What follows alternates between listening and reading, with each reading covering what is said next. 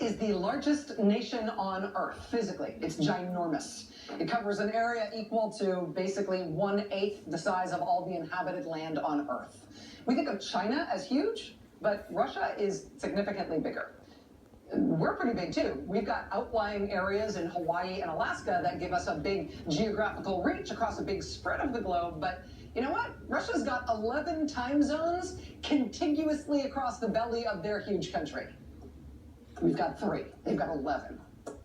Still though, as big as Russia is, in 1971, Russia decided that in one really specific way, they were not big enough. Because even though their huge size means their own military bases just inside Russia span a huge portion of the globe and a bunch of the most important waterways on Earth, in 1971, 44 years ago, Russia decided that what they really needed was a naval base, a military port on the Mediterranean. So, outside of Russia, yeah, on the Mediterranean, way over there. Helpful for even more geographic reach for that giant country. Also, helpful to have a nice warm weather port when a lot of your other big ports are pretty freaking icy in the winter.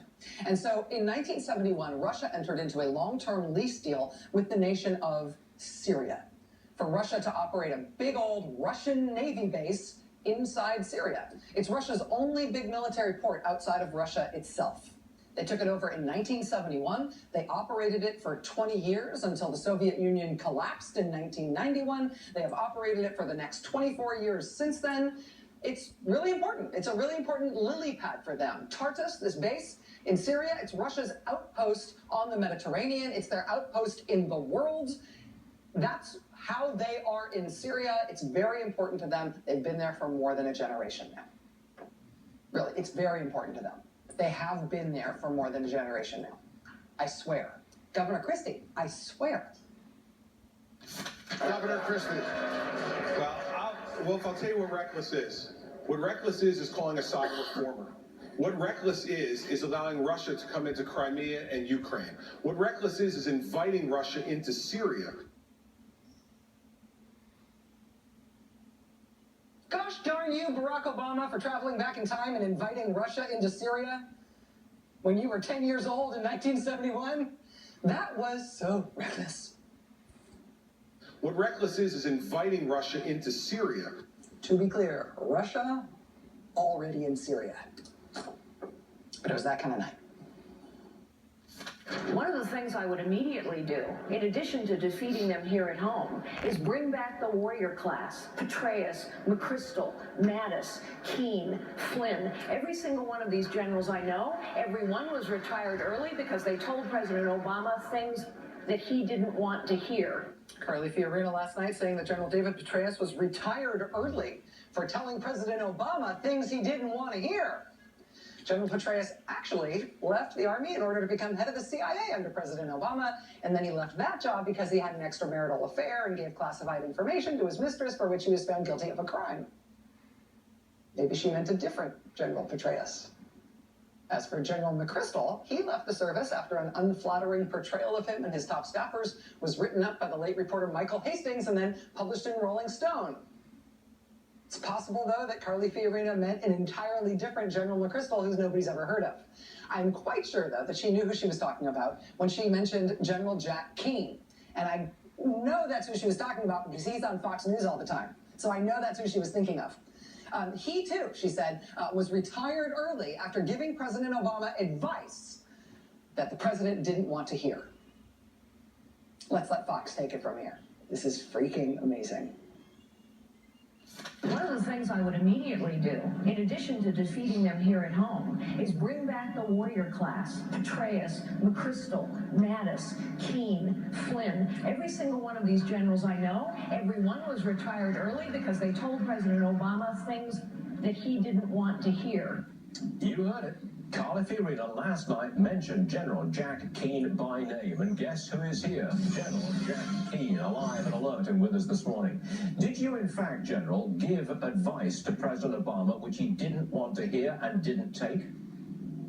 No, I've never spoken to the president. That's not accurate. And I never served this administration. I served the previous administration. General Jack Keane retired in 2003. When Barack Obama was a member of the Illinois State Senate. But somehow, surely, he exerted his evil Obama influence from the Illinois State House to take down good General Jack Keane because of his advice that made the state senator so uncomfortable. And now Carly Fiorina will restore the general to his rightful billing. Honestly, though, it was that kind of night. I will tell you this, when I stand across from King Hussein of Jordan, I say to him, you have a friend again, sir, who will stand with you to fight this fight.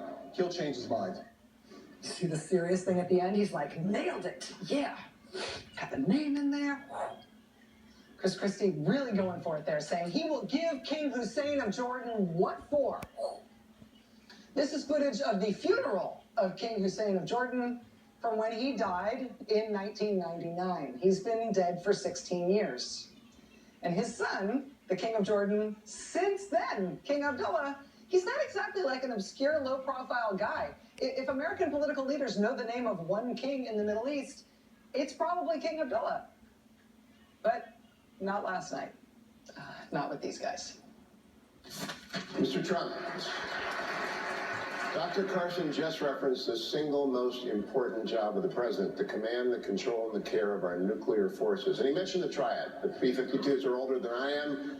The missiles are old. The submarines are aging out. It's an executive order. It's a commander-in-chief decision. What's your priority among our nuclear triad?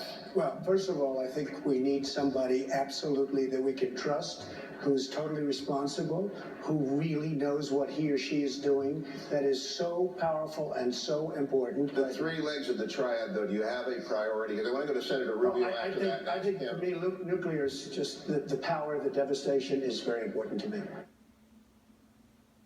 It's that kind of night. The devastation is very important to me. Just the power, devastation, that's what really counts, right? It has been a really interesting question in American politics as to what would happen in the Republican Party on national security and foreign policy after the catastrophe of the last Republican administration, the Bush-Cheney administration. We really need two parties who are good at this issue. In order to have good policy on this issue, we need good debate because this stuff is hard and our best decisions will come out of good, robust debate. Can the Republican Party hold up its end of the debate? What would the Republican Party become on national security after the disaster of Bush and Cheney? Huge question. Huge, important question. Please, God, let this not be their final answer. I think for me, nuclear is just the power, the devastation is very important to me.